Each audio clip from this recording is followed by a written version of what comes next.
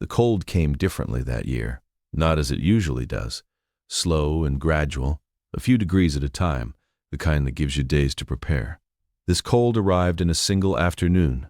The temperature dropped 19 degrees in 4 hours. By nightfall, the encampment under the overpass was no longer a collection of people trying to sleep.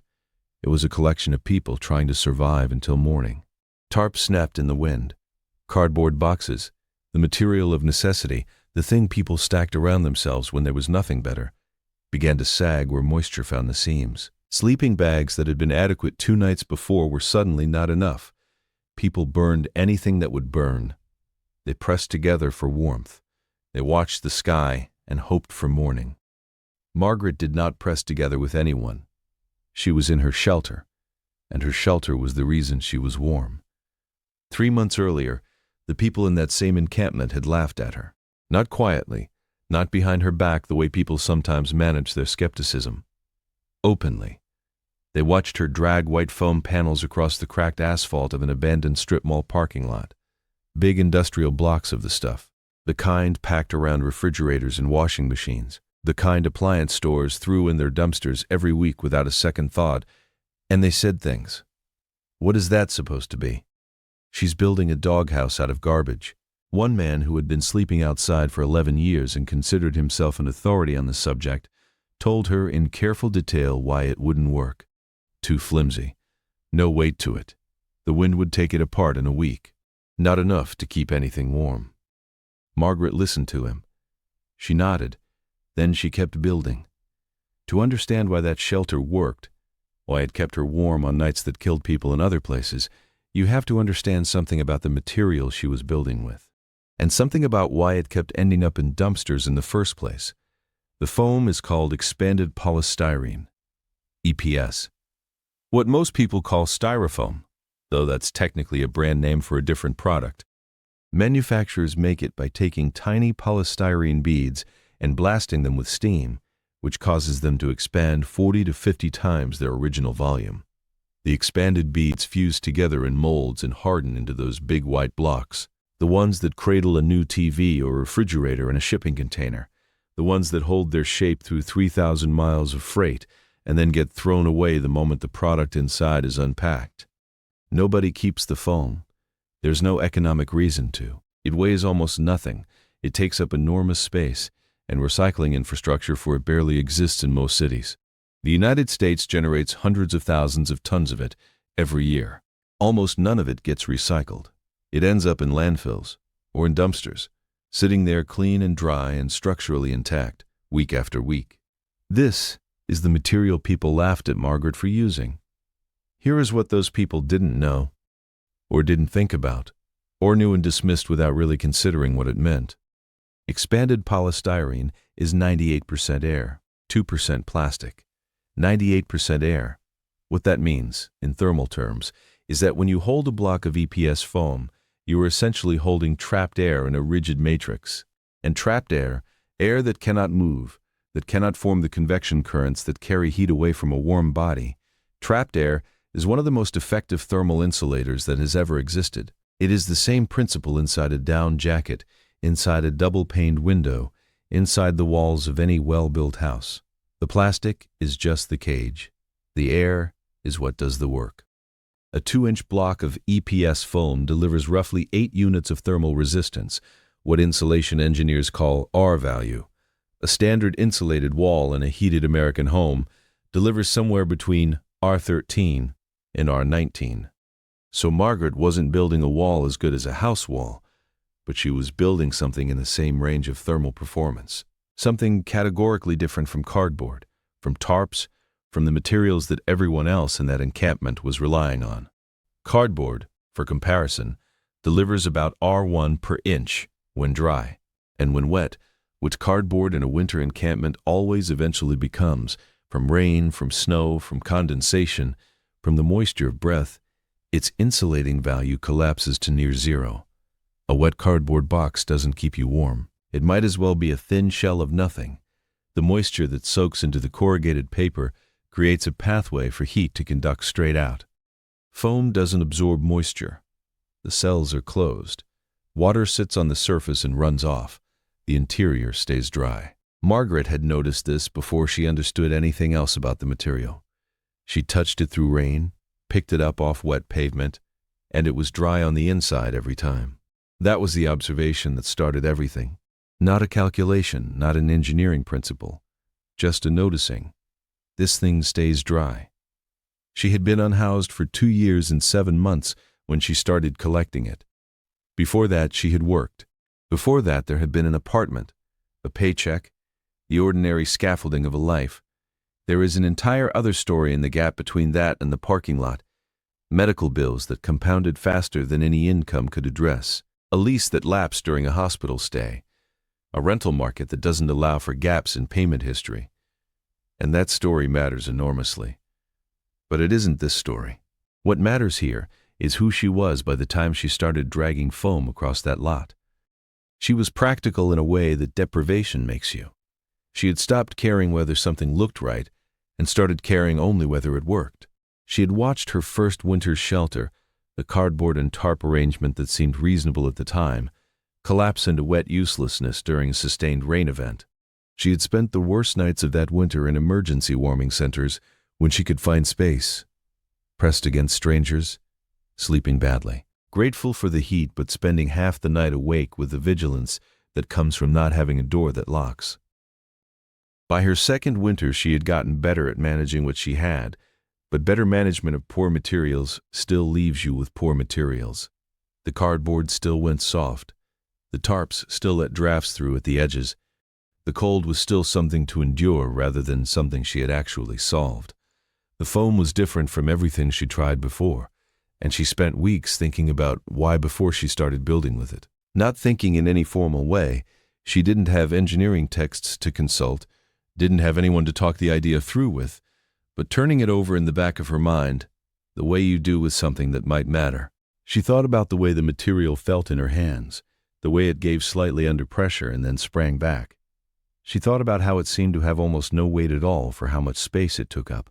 She thought about how it kept turning up in dumpsters intact, clean, perfectly usable week after week, because no one in the economy had any use for it. She started collecting about 6 weeks before she started building in earnest. She'd carry pieces back from the dumpster behind the appliance store on Merchant Street and from the electronics warehouse 3 blocks east that received TV shipments on Thursdays. She stacked them against a wall in a corner of the parking lot that had some shelter from the main wind line, learning how the pieces fit together, figuring out which blocks were compatible in thickness. The building itself took about 2 weeks of evening hours after the day's other business, finding food, navigating the social architecture of the encampment, the exhausting administrative labor of being poor without an address. She cut the foam with the knife she kept in her jacket pocket.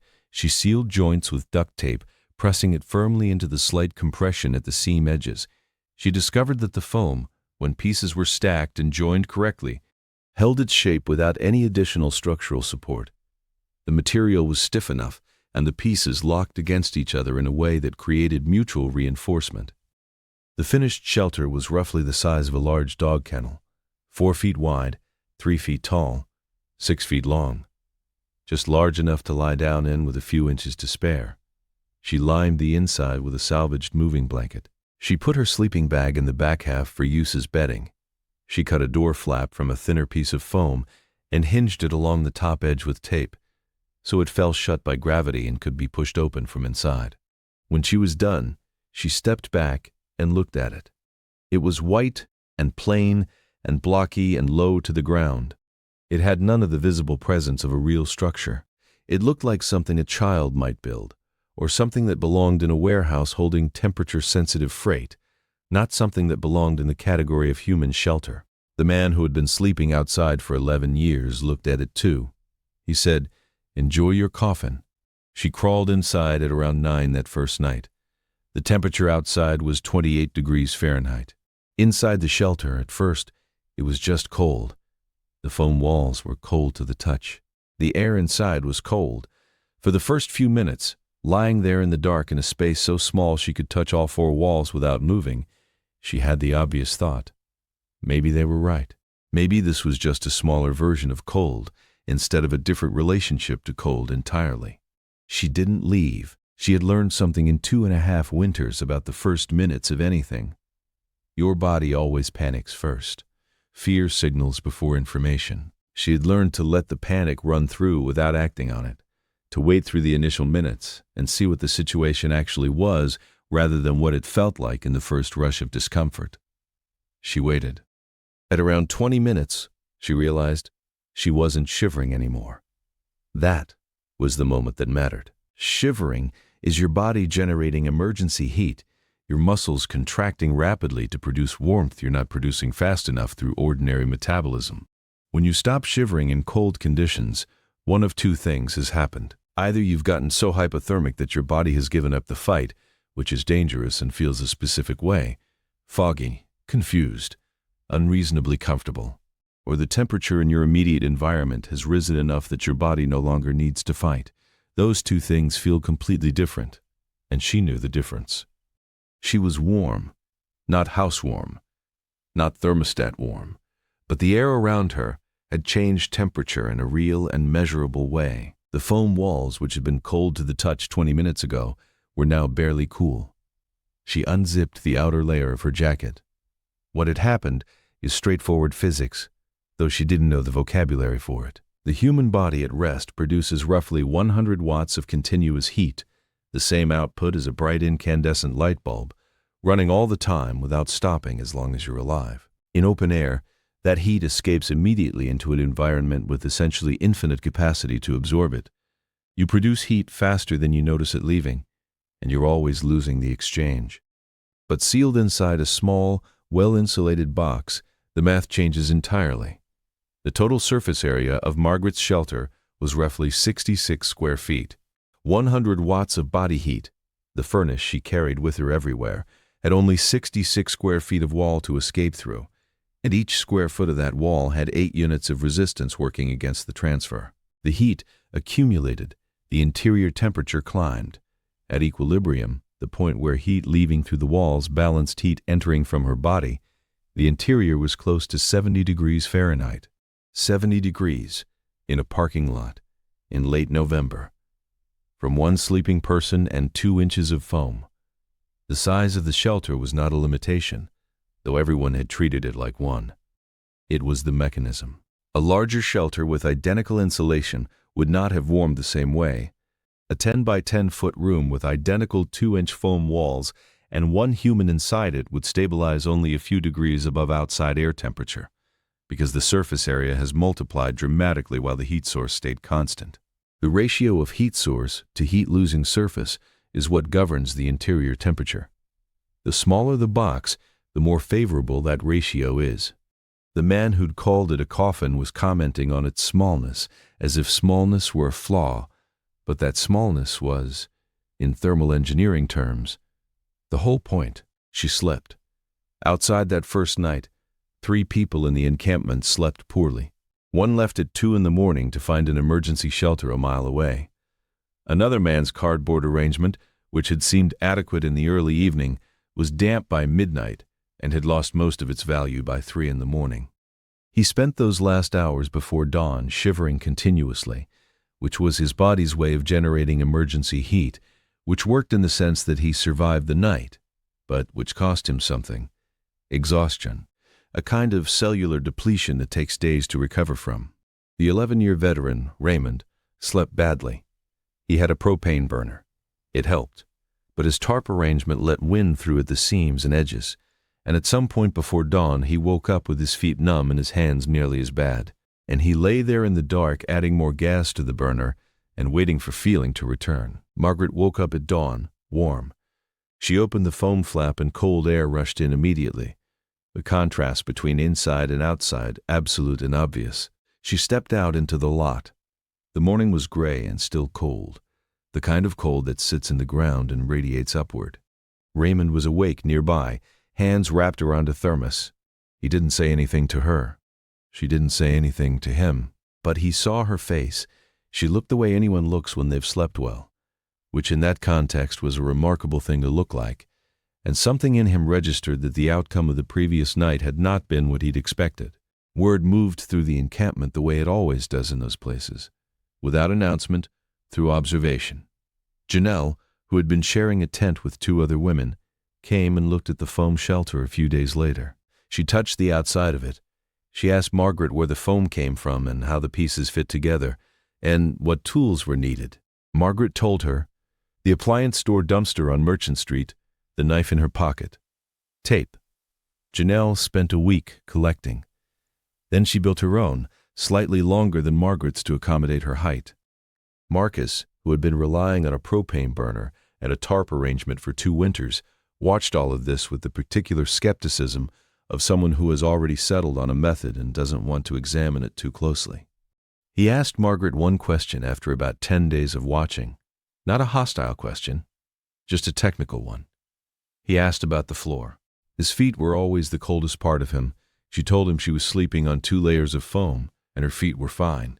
He built a floor panel first, before anything else, before he committed to the full structure, just to see. The following week he built the walls. Devin was 23 and had been living outdoors for 8 months when he started paying attention to what was happening with the foam shelters. He built his from foam cooler boxes, the large commercial ones that grocery distributors discarded after seafood deliveries, thick-walled, already shaped into boxes with lids. He stacked them. He cut doorways. He taped the seams. He found a piece of reflective emergency mylar blanket and lined the interior with it, because it looked like it should help, which it did. The mylar reflected radiated body heat back inward, rather than letting it absorb into the foam walls. He built the entrance to a structure lower than the sleeping platform, because that's how the ground sloped, and the result was that cold air, which is denser than warm air in pools at the lowest point available, pooled in the entrance passage rather than in the sleeping space. Devin had never taken a physics class. He was not thinking about thermal stratification or cold traps. He was thinking about the slope of the ground, but the physics worked regardless of whether he understood it. The same way it works for everyone who has ever built well without formal training, the same way it worked for the woman who first understood, centuries ago, that a small, tight space with good walls keeps you alive when a large, loose space with poor walls does not. None of the people building these shelters in that parking lot were thinking about building science. They were thinking about surviving the coming winter. They were thinking about being warm. They were testing things and keeping what worked.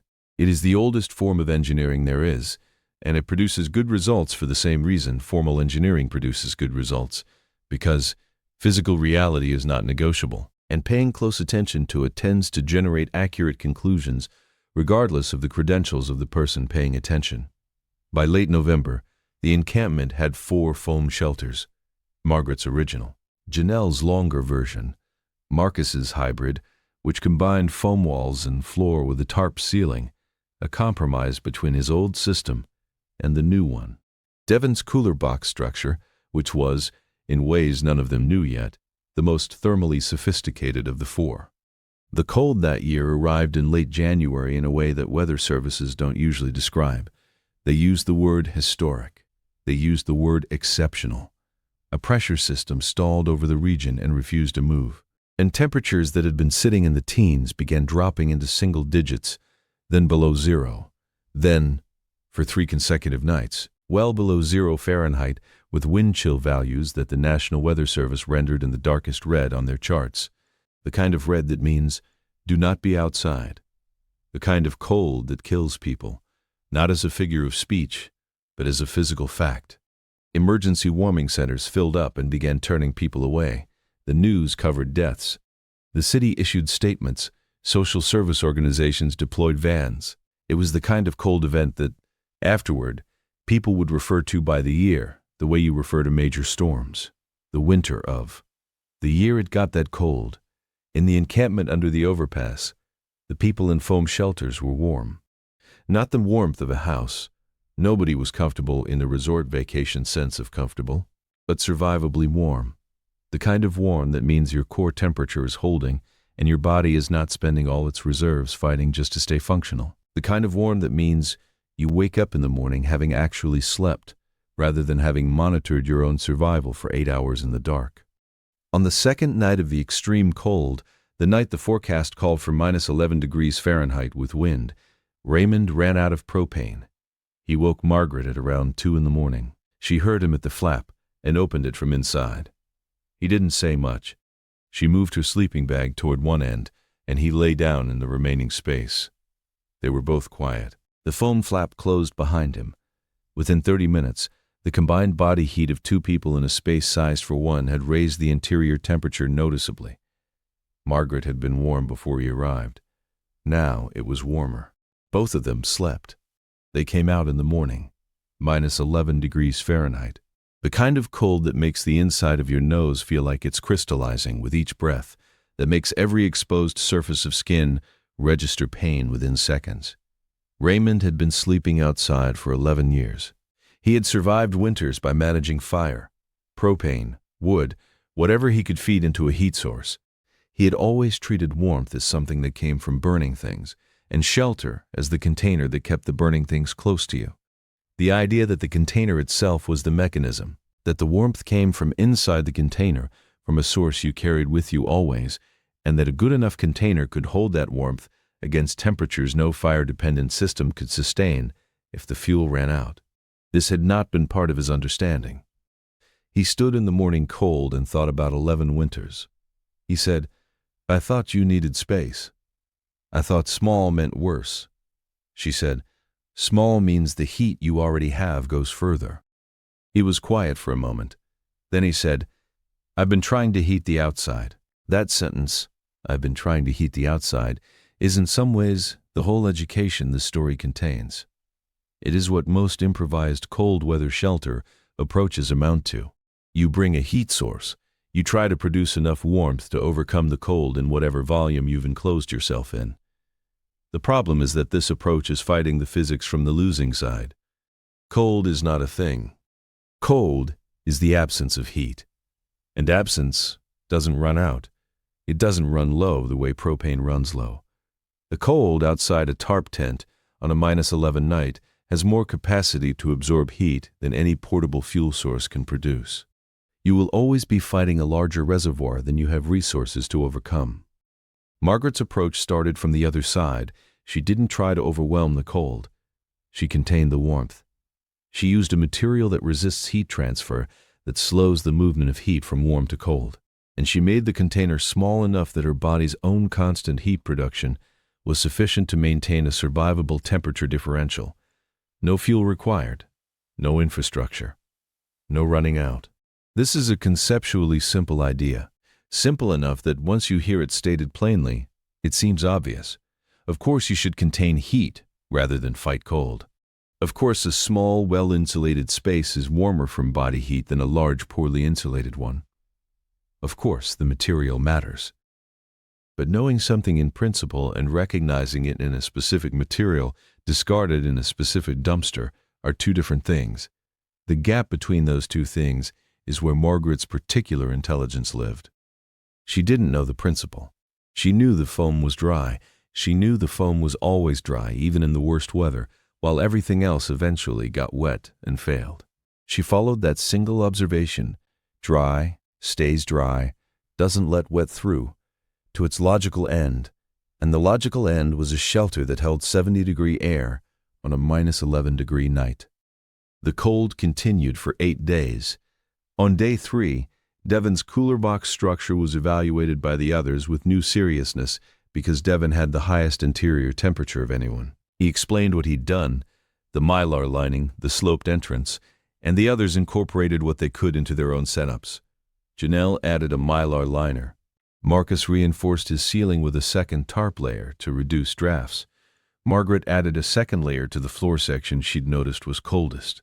They were iterating, learning from each other, refining the design across the group the same way any engineering team refines a design, except without the job titles and the conference calls. On day 5, a woman named Priya arrived at the encampment, having left another 1-2 miles away where conditions had become genuinely dangerous. She had no foam. She had a sleeping bag rated to 20 degrees and a tarp. Janelle gave her floor space in her shelter that night. The following day, Janelle helped her build her own. The knowledge was moving, not through any program or announcement or organization, through people who were cold, teaching people who were cold what they'd learned about not being cold. The same mechanism that has always transferred practical knowledge between people in difficult circumstances. Demonstration, proximity, the undeniable evidence of who woke up warm and who didn't.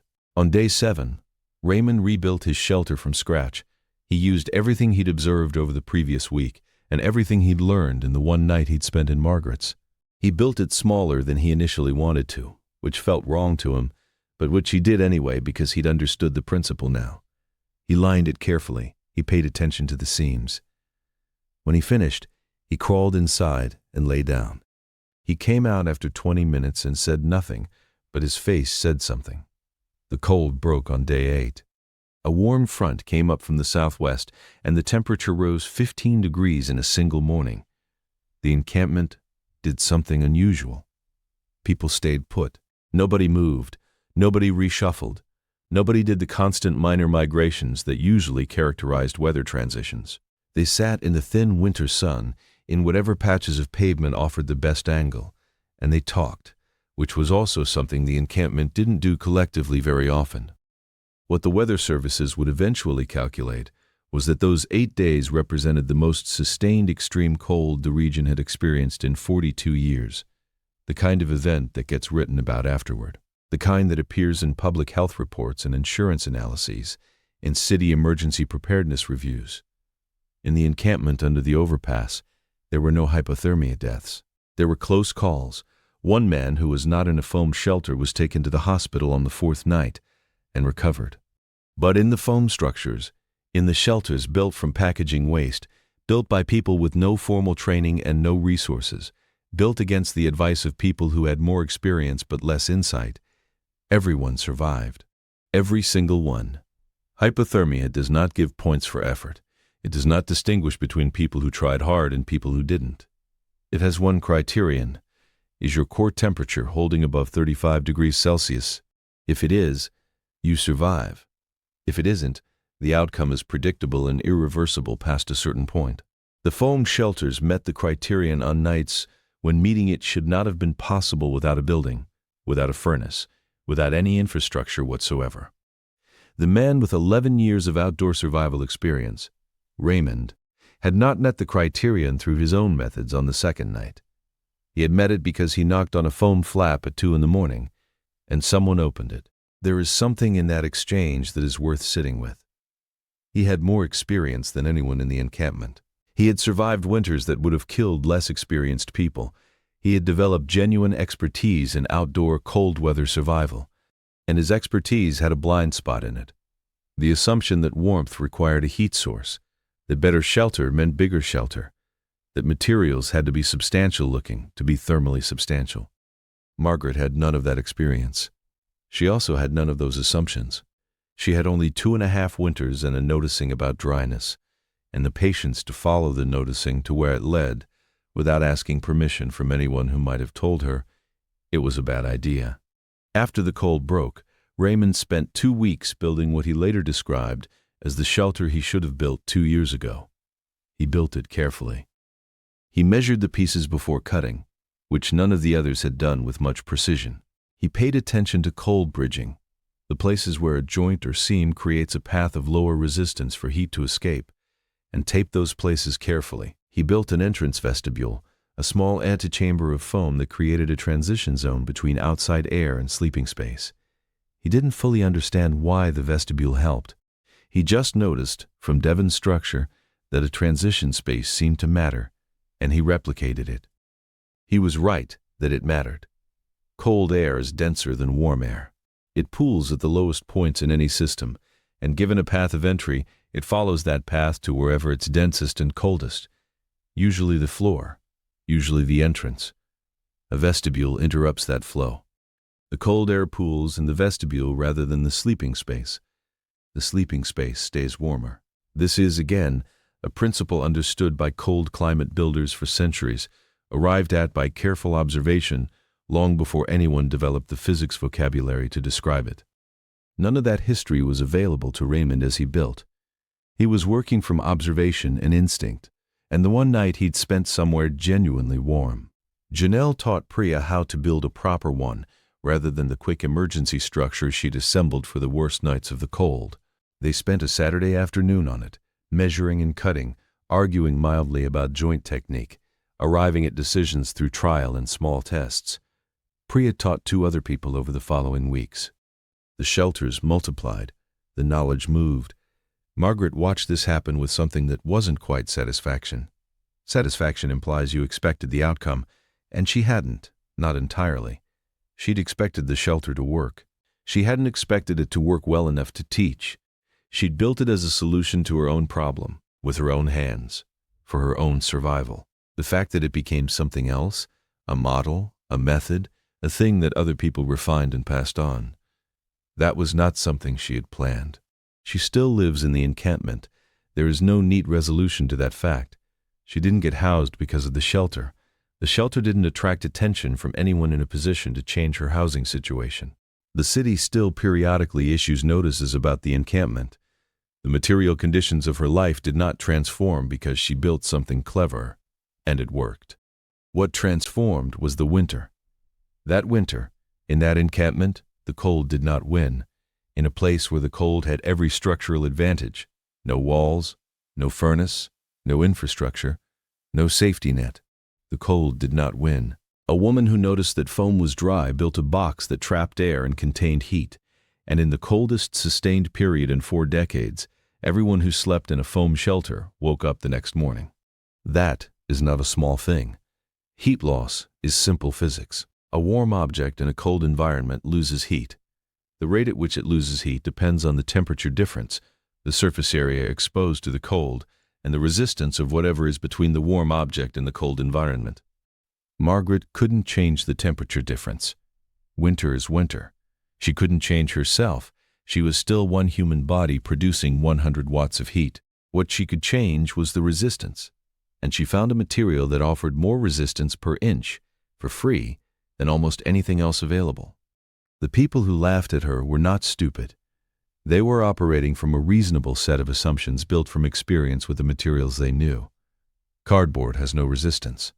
Tarps have no resistance. Everything they'd used confirmed the lesson. Materials don't help much, so bring more fire. When you've only ever worked with materials that can't do the job, Margaret hadn't learned that lesson yet. She was new enough to the situation that she still looked at materials with open eyes. She picked up the foam because it was dry. She held it because it was light. She noticed what it did rather than what it looked like, and what it did was hold its properties, dry, firm, intact, through every condition she'd observed it in. From that noticing, everything else followed. The foam was dry. She noticed.